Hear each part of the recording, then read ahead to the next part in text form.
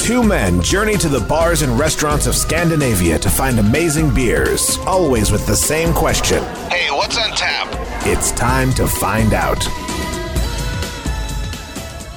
Welcome back to What's on Tap podcast with your host, Stefan. And Matthias. And we are once again back in a bar. Kidding. Well, we haven't been in a bar in quite a while. I mean, if you remember, all of December was our advent calendar. And then we had the Omnipolo episode, and then we didn't really record for a couple of weeks. And so I was away in the U.S. over the holidays, and so now we are back in a real bar in Lund. We're hitting up Lund this time. Yep, back where we started. We our first episode was at Tug Burgers, and we visited there earlier and had one of their delicious burgers. Of course, it was so nice. So now with full bellies, we ventured onwards. Meat-filled bellies. We are about to embark on new beers. Oh yeah. So we've found ourselves at Inferno today. Yeah, it is easily the best bar, I would say, beer selection in all of Lund. They have stuff from pretty much everywhere. It's a really, really great collection of beers. Even just looking at it here, you've got 2 different Firestone beers on tap. Yeah, which is not something you can see that every day. I don't see that anywhere else, honestly. I think this might be the only place where I've seen 2 Firestone beers on tap. So that's pretty exciting. Yeah. I don't know if you've looked at the artwork, but there's a mural on the wall over there, and it's one of the, I don't know who the artist is, originally, but it's based on this, I want to say 13th, 14th century painter, and the centerpiece is a person with their mouth pulled wide open, like a huge rectum, as people are being shoved into it. It's based on a very famous painting, but I don't know who it is. We'll take a photo and post it in the notes of the show. But it's quite disturbing and quite intriguing. Oh, Dante's Inferno is what it's based on. Duh! It all makes sense now. I'm an idiot. Okay. So our first beer today is the Union Jack IPA from Firestone Walker. Since they had it on tap, of course. They had it on tap. We had that in the DBA. The DBA, yeah. I've had that before. Yeah. It's quite nice. This is 7.5% IPA. It's got 3.8 on Untapped and has 151,000 reviews. So this might be our most commercial beer that we've ever reviewed on here. I think so, yeah. As opposed to the Stronzo beer, which is our least popular, least reviewed beer we've probably sampled on here. I don't remember how many check-ins that had on Untapped. It could not have been many. No. Okay, so you're a huge Firewalker. A huge Firewalker? Well, you're a Stone Firewalker fan, so you kind of clued me in on them. I wasn't really familiar with them. Oh, really? Well, I mean, there's so many breweries, and you kind of get stuck in loops, and then if it doesn't come around, or you're not in a situation where you're trying things, you don't really find everything. So, I mean, you were super excited about it. Not just this beer, but in the past, we've come across it, and you've been super excited about Firestone. So, what do you like about them? Well, they do some really amazing. Well, I mean, their normal beers as well are really solid. Yeah. But it's their anniversary beers and their one-off kind of things. The special releases. Yeah, the special releases are really nice. Yeah. Parabola, Eldorado, all of their kind of imperial barley wines and stouts are usually really, really delicious. Okay. That's we picked up a bottle of Eldorado. Yeah. We got one yet. each. Yeah, we each got one, but we haven't tried it yet. And then I tried a couple of their other stuff. Yeah. I tried the Velvet Merkin. No, I didn't try the Merkin. The Merkin's the expensive one that's hard to get. I tried the Velvet Merlin. Oh, yeah. Which was really, really nice. Yeah. It was really good when I was in Texas. So Then there's the Sticky Monkey. Yeah, that's a good one. But yeah, I see a lot of people posting photos of their Firewalker releases, and I'm just like, why can't we get any of those here? Those look so good. So maybe one day. I think they kind of filter in from time to time. That's actually, it's kind of odd, but Spendrup's got the distribution rights for them here in Sweden now. Okay. Yeah, or they got them last year sometime, I think, or 1.5 years ago or something like that. But I mean, that should open up the opportunity for some more interesting stuff to come. Cool. So, I mean, I think that's probably why they have Firestone on tap here. That would make sense. I mean, yeah. Yeah. Because I think a lot of their beers were Spindrips based. Beers. Yeah, a lot of them is from the. I can't remember what the craft division of Spindrips is called again, but it's like the ship full of IPA. Yeah. All of those ones, the whale of a tail, or tail of a whale, or something like that.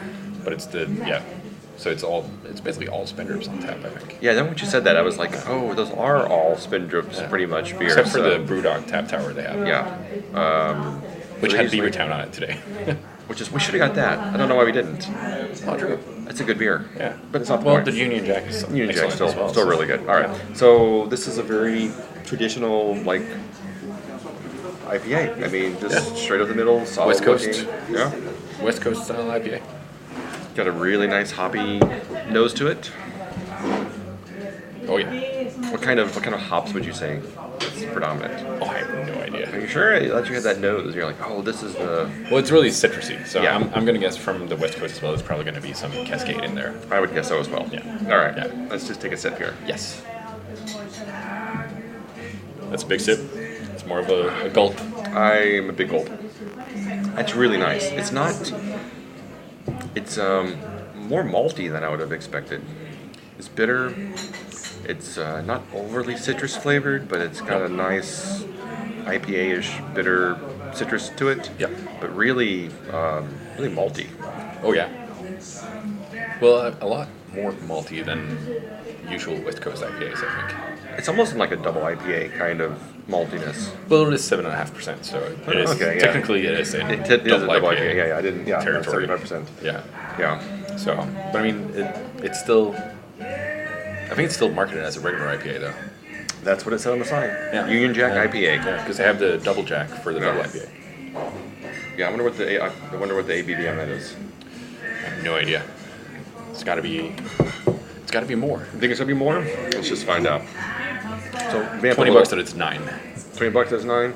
All right. If only we had U.S. currency, we could look that up. Exactly. I mean, we could make that bet, but we don't. We only have Swedish currency. That's a good thing, because if I'm wrong, I don't hesitate. That's very true. And it's actually the DBA is a double barrel pale ale. No. Double jack. Oh, double jack. You jackass. Double DBA. No. Double jack. Double All right, jack. I'm getting there. This is excellent podcasting. Fantastic. Double Jack. I haven't tried the Double Jack, and I can't spell either. So it is. What'd you say it was? 9. 9.5. You Yeah. lost, sir. Well, it's more than 9. Well, that's not the point. You said didn't it was 9. You didn't even guess. I could not hazard a guess. Couldn't be bothered. All right. So, what do you think about this? I think it's really nice. It's very, very drinkable. I could. Have Yeah, I think several of that's these. I think that's the key word on this one. It's very drinkable. Even for its, I mean, it's relatively high ABV for an IPA. I mean, we're seeing a lot of the juicier New England styles now, like the hazy kind of IPAs, which Thanks to Tired Hands and Trillium. Trillium, Treehouse, Steak Bear Guts, Yeah. of course.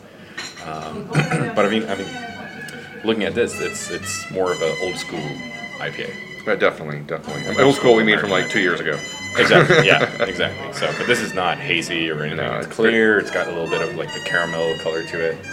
It's not like the yellow juice opaque color of the popular hazy IPAs at the moment. Yeah, I easily give this. I'd say 3.75. I like it. It's very drinkable. I could easily have 2 or 3 of these, I think. Oh yeah, for sure. I wouldn't go out of my way to get it, but if I see it on tap, compared to what was other things that were on tap, I would definitely go for this. It's a great go-to beer. It's kind of like we were talking about like from the first episode when we had the Lagunitas Pale Ale. Mm-hmm. It's also like one of the ones that you know it's going to be nice. And you know it's going to be a drinkable beer. Yeah. If you're not adventurous on your night out and you see this or one of those other beers on tap, then it's a great go-to. Yeah, just simple, pure, straight up IPA. Yeah. So what did you give it? I'm right there with you. 3.75? 3.75, yeah. Excellent. All right. Yeah. Moving on, we now jump over to the other end of the spectrum, Which is a milk stout. a milk stout from Mikkeller. And I'm actually surprised that we haven't actually had any Mikkeller beers on the podcast before this. I know, you would think so, but you know, even though we're really close to Mikkeller, you don't see Mikkeller in a lot of bars around here. Or if you do see it, I don't think so. I think comparatively, you don't see a lot.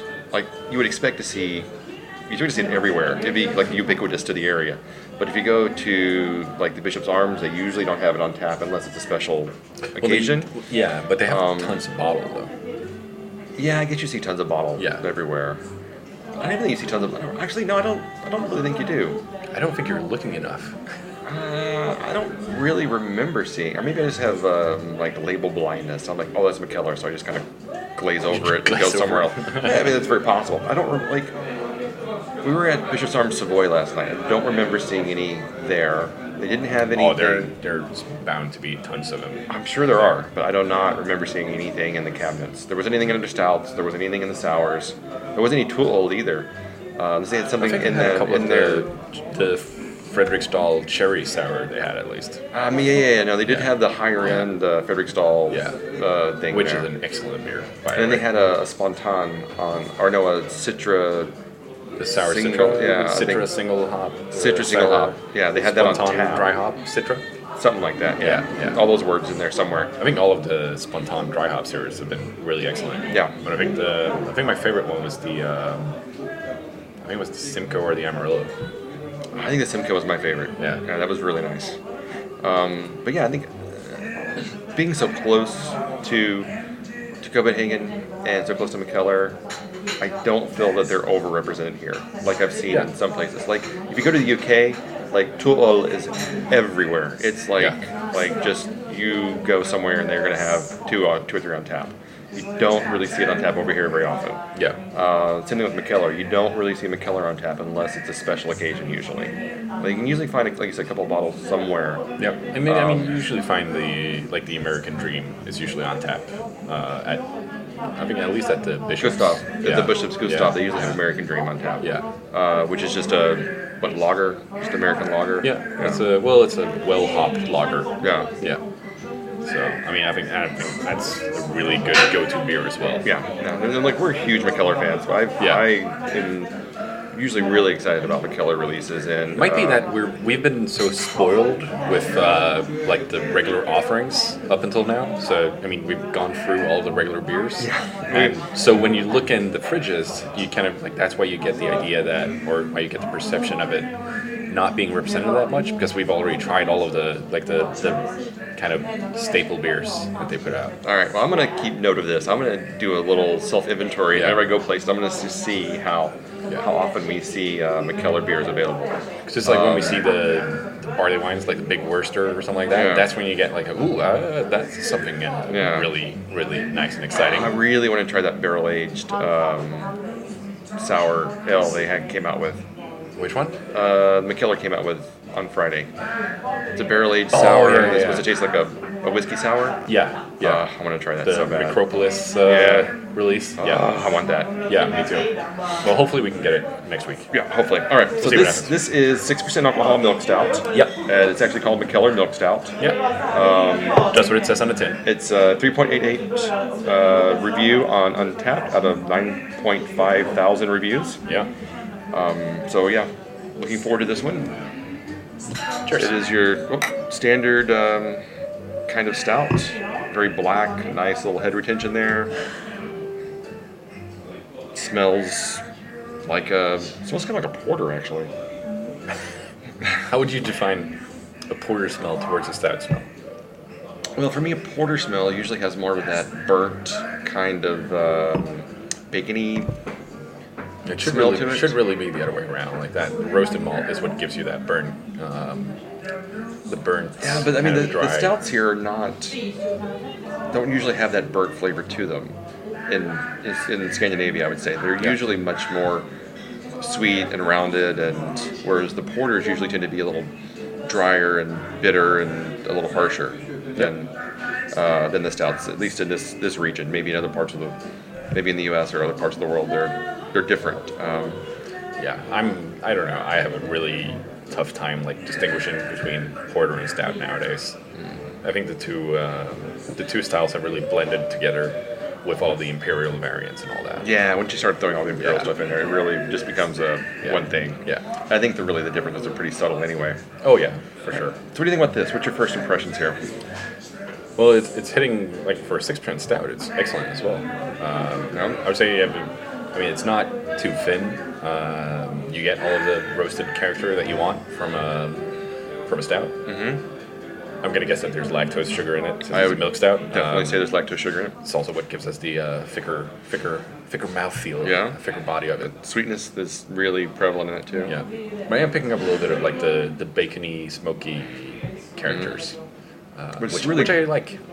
It's really subtle though. Yeah. It's not overwhelming, overpowering. Yeah, it's not overpowering at all.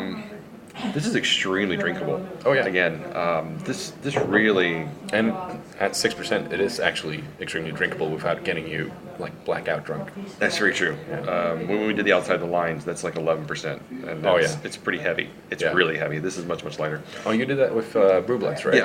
Yeah. Check out that episode. It's I think 2 or 3 episodes before this one, so feel free to download that and let us know what you think. And also check out Brew Bloods. They're awesome guys. Brewbloods.net, as I was told, not brewbloods.com. Brewbloods.net. Sponsored by. Yes, for all your Brew Bloods needs. What was I going to say? I can't remember. I like this. I like this a lot too. I'm not a huge milk stout fan because I don't like. I always think I want the milk stouts to be, I think, more than what they actually are. And so when I get a milk stout, I'm always like, this isn't, like, rich enough or something. Like, I want it to be a little creamier or something. Your expectation on milk stouts is a little bit skewed. It's off. It's way off. I'll be the first to admit, like, this. It's not. And but this is actually really pleasant. Probably the best milk stout I've ever had, I would say. Oh, really? Yeah. Again, it's not a style I'm overly thrilled about.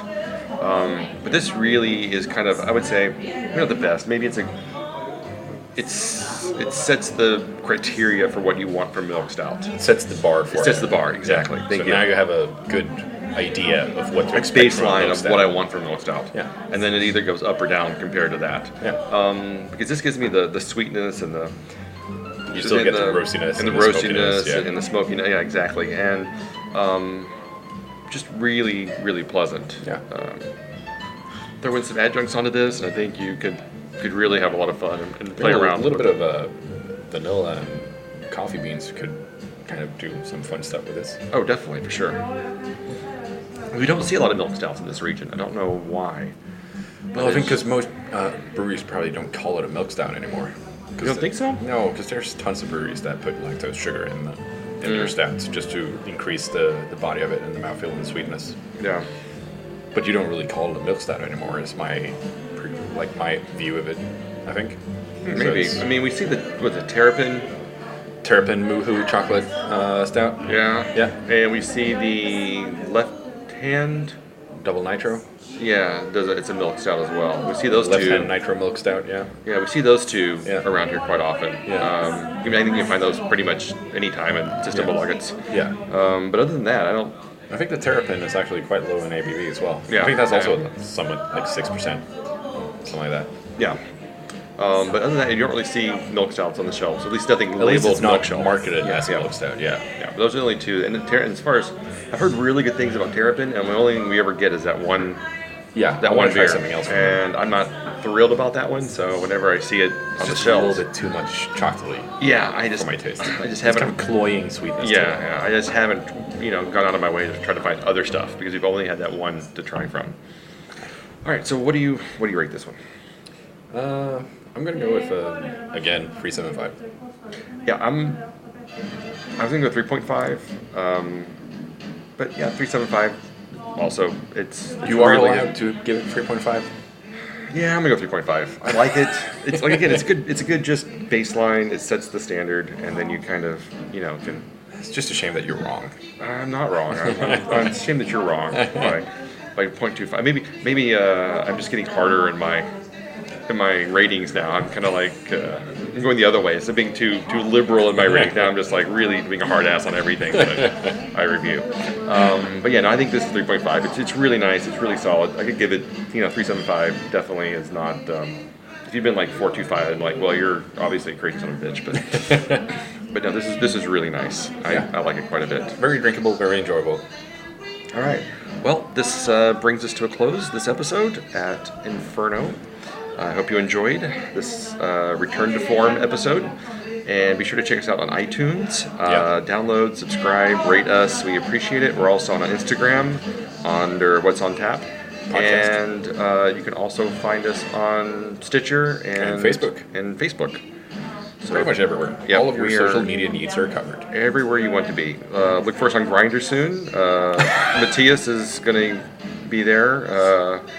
So check him out. He'll appreciate your attention. Brew Butt 2K17. Yep. All right. Until next time.